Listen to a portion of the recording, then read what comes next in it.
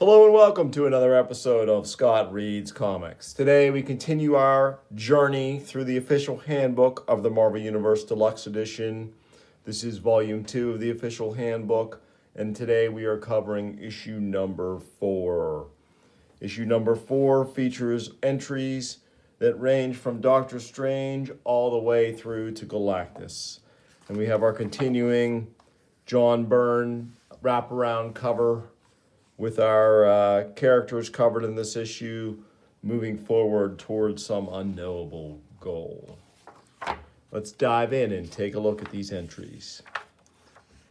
We have a continuing dialogue between Mark Grunwald and us, the reader, here with a column he calls Vital Statistics, where he basically does handbook entries for all of the contributors to this particular volume. And those contributors are Mark Grunwald, writer-producer, Peter Sanderson, writer-researcher, Elliot Brown, technical illustrator, Joseph Rubinstein, inker, embellisher, Howard Mackey, assistant editor, Andy Yanchus, colorist, Brenda Mings, typesetter, Anita Duncan, production supervisor, John Byrne, cover penciler, James Fry, art retoucher, Don Geiger, production assist, and Jim Shooter, editor-in-chief. And we start off with a banger of an entry here with Doctor Strange and some gorgeous Paul Smith artwork on the main figure. And then we're going to see a number of amazing artistic inclusions here from various eras of Doctor Strange. We can definitely see some Ditko, maybe some Frank Brunner and some Paul Smith as well. Just really cool stuff. And a neat little side view on the amulet of Agamotto, one of Doctor Strange's main supernatural devices. Very cool. And we get a nice drawing of Doctor Strange's Sanctum Sanctorum, his brownstone on Bleecker Street. And one thing I never knew was that the cross street for Bleecker Street is actually Fenno Place. Not sure if that's a real New York thing or not. I'm guessing it probably is. But a very neat little drawing of the Sanctum Sanctorum there. Next up, we have Dormammu. Is this Paul Smith as well? Yes, it looks like, yeah, Paul Smith again. We get a lot of Paul Smith in this issue. It was a great Ditko of Dormammu from one of the comics as well. Origin was in Doctor Strange 71. First appearance, Strange Tales 126. And we do get some more Paul Smith. This is what was revealed, what he looked like without his crazy flame visage. I think he's pictured there with Umar, another Doctor Strange character. There's Clea. Very cool stuff here in the realm of madness. Yeah, he possesses vast supernatural powers. Dormammu possesses vast magical power and is one of the most powerful known mystical beings. He is not infinitely powerful. However, the mystical being Zom is known to be more powerful than Umar and probably than Dormammu as well. Cool. And we have a Dragon Man, also a great Paul Smith artwork here. And I think in the previous edition, Dragon Man's strength was 60 tons, but here he is upgraded. Dragon Man possesses class 100 strength and is able to lift press somewhere over 100 tons. Pretty cool.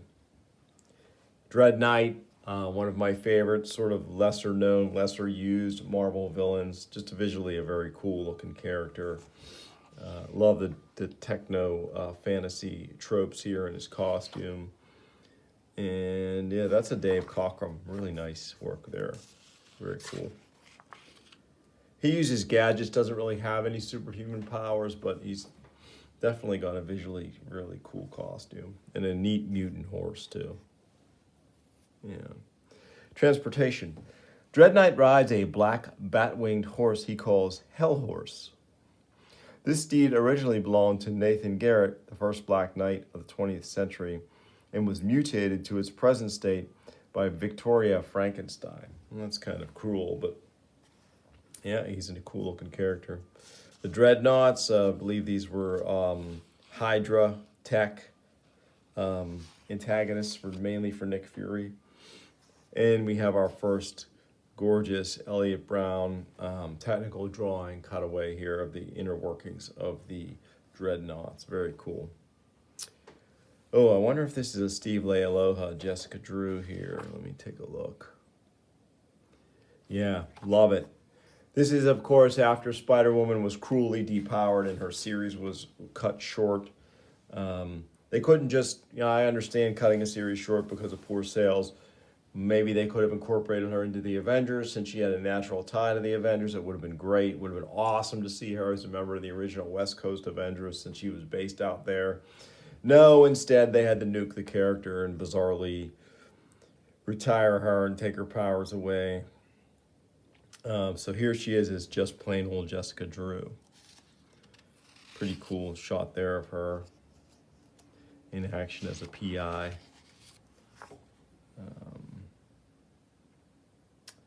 Yeah. So then here it's sort of cast doubt on whether she was actually depowered or not. And I think Chris Claremont later uses her in Wolverine and establishes that she still has most of her powers.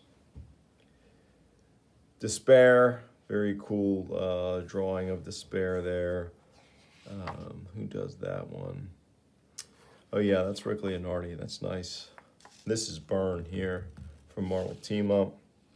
Despair has superhuman strength and is apparently roughly the equal of Spider-Man, who can lift press 10 tons. Eel, who was a member of the Serpent Squad, but eels aren't actually serpents, but we won't just not dwell on that. But this is a great classic costume and some great figure work here. Ego, the Living Planet, totally awesome villain. Love him. Very cool. Yeah, we get some neat panel shots there of Ego. Some of this might be some Byrne. That's Ego's brain. Ego can create humanoid beings from his own substance, who share in its consciousness and who can possess class 100 strength and thus lift over 100 tons. Here we have the Elders of the Universe. Very cool artwork there. I think this is cribbed together from their various previous handbook entries. So yeah, and they have openings for more, so there's probably more members out there. Who draws these headshots here of the Elders of the Universe? Mike Mignola, very cool early Mignola Marvel artwork there. That's definitely a Mike Zeck. Electro, very cool. Lots of neat shots from the history of Electro versus Spider-Man. Definitely some Ditko in there. That's Ditko right there for sure. Cool, him riding a lightning bolt. Elektra, Bill Sienkiewicz. This is probably shortly after Elektra Assassin was published, so he kind of owned the look of that character. Enchantress, awesome Walt Simonson Enchantress there. I love this here, her versus Carnilla. Really cool matchup there of those two Asgardian magic users. Very neat. She gets a nice lengthy entry with plenty of panels here of her in action. Very cool. She can lift press 25 tons as an Asgardian goddess. The Enclave, original creators of Warlock. Love these names too. Maris Morlach, Carlos Zota, Władysław Shinsky, and Jerome Hamilton. Pretty great. Not really physical threats, but definitely behind many plots, and obviously created some very key tech and other characters in the Marvel Universe. There's Warlock and his original guys as him. Energizer, Katie Power. The Enforcers. Non-powered Spider-Man villains, but very cool kind of quintet of Spider-Man foes. Ox possesses great, though not superhuman, strength. Loved Fancy Dan. They actually did hero clicks of these three, Fancy Dan, Ox, and Montana, and they're really great 28mm versions of those characters, perfect for gaming. Snake Marston and Hammer Harrison came along later, I think. Originally, it was just the trio. And we have the Eternals, headshots courtesy of Sal Buscema. We have a lot of Eternals here. Many of them. Oh, they include the Titanian Eternals as well, or the Space Eternals if you want. Even the Interloper gets included, which is cool. Eternity. That's such a beautiful drawing of Eternity. Who does that? Frank Miller. Really nice. That's gorgeous. It's interesting that they had him do this. It's just, you know, I mean, I don't know if he was just looking for additional work when they were divvying the work out, or somebody thought of him. I just wouldn't have thought of him to do this character, but it's beautiful. What a great Falcon. That looks like Mike Zeck. Very cool. Let me double check on that. Let's see here. Yep, it is Mike Zeck. And we get some cool shots from the Falcon Limited Series too. The Falcon possesses the normal human strength of a man of his age, height, and build who engages in intensive regular exercise. He's listed as 6'2", 240 pounds, so he is a big guy. He can fly at 140 miles an hour using his rig. Let's see if they touch on the fact that he might have... See, they've known superhuman powers, none. In the limited series that came out prior to this, they did suggest that he might be a mutant because he could control or communicate with his Falcon Red Wing. Here they listed as an ability. Abilities. The Falcon is an excellent trainer of wild birds and has developed an almost empathic relationship with his hunting Falcon Red Wing. The Falcon is a natural athlete, an unarmed combatant who has been trained by Captain America in gymnastics and martial arts. So he's a formidable foe. And very cool look at his the armatures here and his flying harness, which is designed for him by the Black Panther and Wakandan Science. Very cool. We get a lengthy entry on the Fantastic Four, including some gorgeous John Byrne headshots of the Fantastic Four as they appeared at publication. All their various temporary members over the years: Crystal, Medusa, Power Man, She-Hulk. The associates and hangers-on: Alicia Masters, Wyatt Wingfoot, Franklin, Agatha Harkness, and this great team shot of the core original team here. Fenris first appeared in, as Fenris in X-Men 200, the classic Trial of Magneto issue. This is a panel shot from there, and this is John Romita Jr. artwork. Cool mutants whose powers only work when their hands are in contact. Kind of like evil Zan and Jaina from the Super Friends, but, a more fascist version. The Fenris Wolf, I wonder if that's Walt Simonson. Let me take a look here. He was handling all things. It is. Yeah, great Walt Simonson work there on the Fenris Wolf, who is definitely a Asgardian character. First appearance, Journey into Mystery 114. Firebird, Bonita Juarez, beautiful character. Short-term member of the West Coast Avengers. First appearance, Hulk 265. Yeah, that's pretty cool. And then Firelord, a sometime hero who's so often manipulated or misunderstood into fighting other characters. Yeah, very cool supporting character. Best used in the space environments, I would argue. And there was that ridiculous Spider-Man issue where Spider-Man actually defeats him. It's just so, I don't know, ridiculous. There's no way Spider-Man should have ever beaten him. It's just dumb. Firestar from the Spider-Man and His Amazing Friends cartoon finally made it into Marvel. I think her first appearance in an actual Marvel comic was X-Men 193, yeah, and then she gets her own limited series, I think drawn by by Steve Leialoha. It was pretty cool. Firestar 1 through 4. Who draws her here? Oh, Mary Wilshire. Yeah, pretty great. She's Angelica Jones, just like in the cartoon. Oh, the Fixer. This looks like a Steve Ditko Fixer. And at some point on the channel, I do want to cover that Hulk Annual 13, which has Steve Ditko pencils and John Byrne inks, and it really is kind of cool. This Fixer reminds me of that issue. I do want to cover it. Love the Fixer though. He's a very cool Marvel villain. Norbert Ebersol, and he then later appears as a member of the Thunderbolts. Flag Smasher.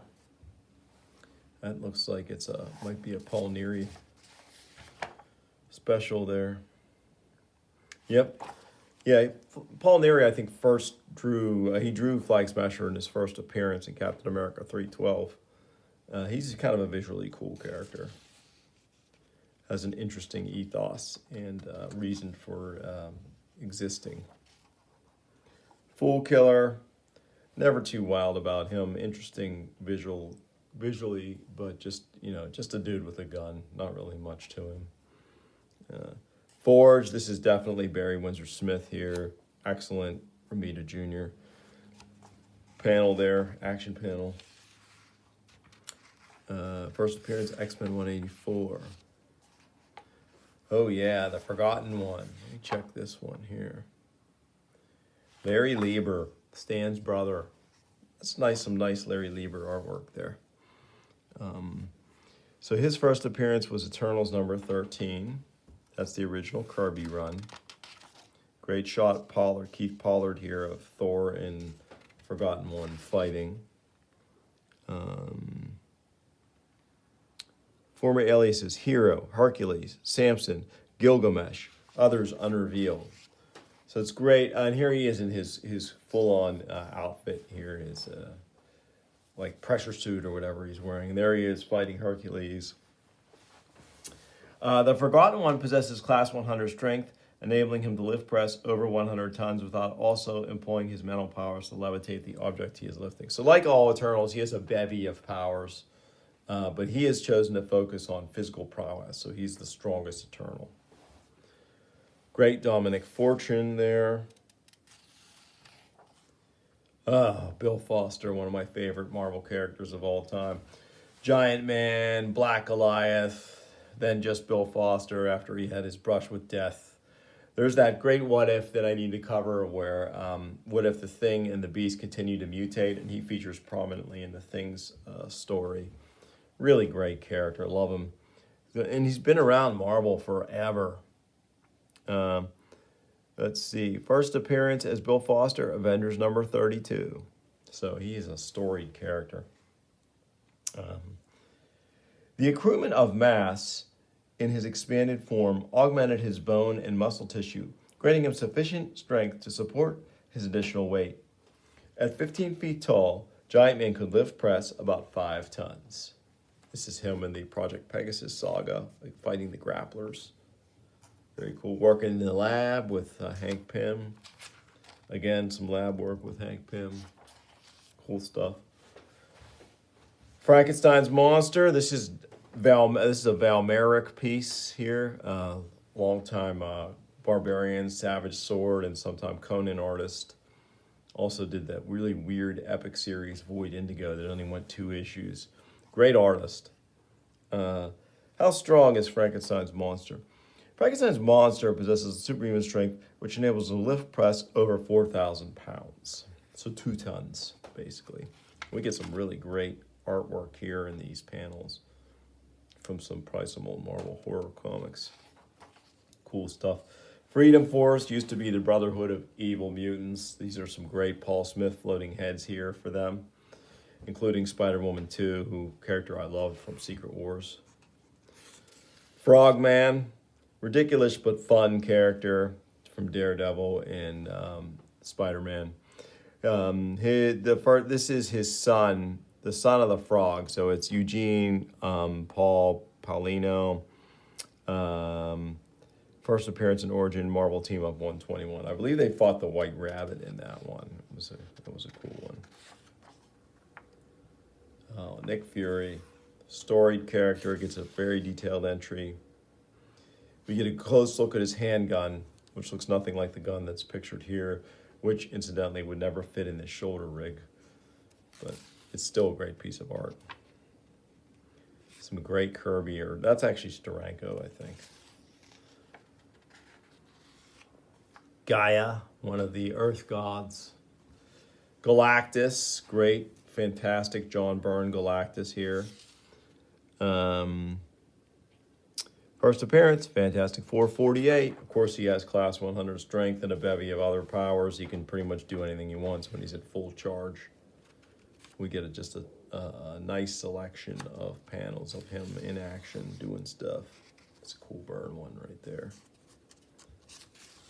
Kirby here. And then we finish up with the Heralds of Galactus. Very cool here. Who draws these nice floating heads? Bob Budiansky. Great cover designer for Marvel, Bob Budiansky was, and a very underrated, underappreciated artist in his own right. Very cool. We finish up here with vital statistics on the inside back cover. And as has become my custom in this series, I'm going to read an entry from the glossary. Let's see. Let's read about the Terrigen Mist. A mutagenic or mutation-causing substance discovered by the Inhuman scientist Randak. It is potent enough to cause any living organism to mutate from exposure to it, although the Inhumans zealously restrict its use to Inhumans only. See entry on Inhumans. Great. All right. So that is issue 4 of the official handbook of the Marvel Universe, Deluxe Edition. This is volume 2 of the official handbook. If you enjoyed this video, please like and subscribe, tell your friends. Comment, let me know what you think, what I should cover next on the show. And I'll bring you more later on Scott Reads Comics. Thanks for watching.